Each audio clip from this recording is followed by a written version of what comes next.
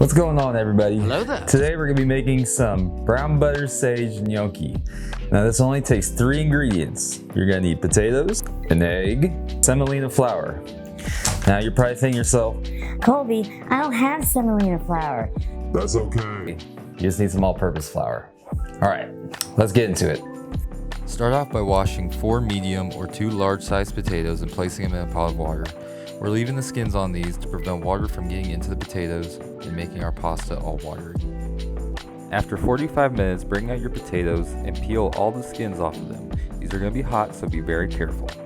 Okay. Grab a fine mesh strainer or a potato ricer and push them into a bowl to create these nice, fine, smooth potatoes.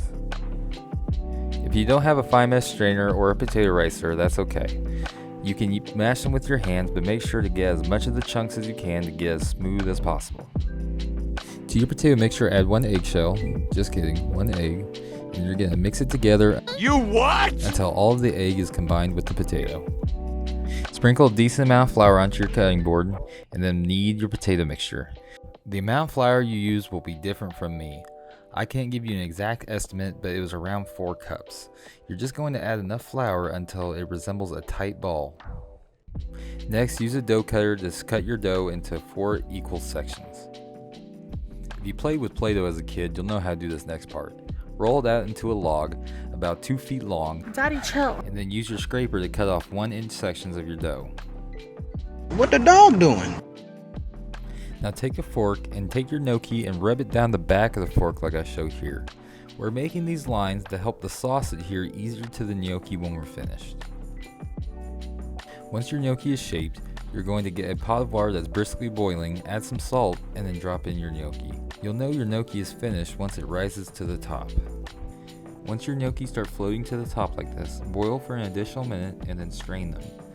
After you strain them, we're going to start on our brown butter. Place 4 tablespoons of butter into a sauce pot and place on medium-low heat. Once your butter melts, you'll start to see white bubbles form on the top like this, and you're just going to want to skim that off. When the milk fat's no longer raised to the surface, you'll be left with clarified butter. But we're making some brown butter, so we're going to keep cooking this on medium-low heat until we're left with brown butter, as shown here. Next, place a pan over medium heat and add some of your brown butter. Place your gnocchi in a single layer in your pan, and we're going to brown these until they get crisp. Flip these over after 2 to 3 minutes and you should have a nice brown crisp side on one side of your gnocchi. Don't use your hands like I did, that burned really bad. After you flip your gnocchi, add a little bit more brown butter to your pan and drop in your sage. You're going to fry your sage until it gets nice and crisp, just like your gnocchi. And that's all there is to it, ladies and gentlemen. This is how you make brown butter sage gnocchi. Place your gnocchi on a plate and top it with a little bit more of your brown butter and shave some Parmesan in there for a nice final touch. Crispy, pillowy gnocchi. This looks fantastic. Let's give it a taste.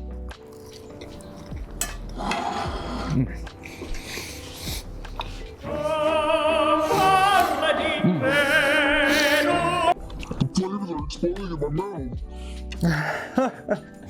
This was fantastic. We had the brown butter, the sage, the pillowy gnocchi, the Parmesan, everything. The flavors are all fantastic. I highly recommend this dish. I hope you learned something today. I sure did. Alright, make sure you like and subscribe and come back for more. We'll see you later. And we say bye-bye.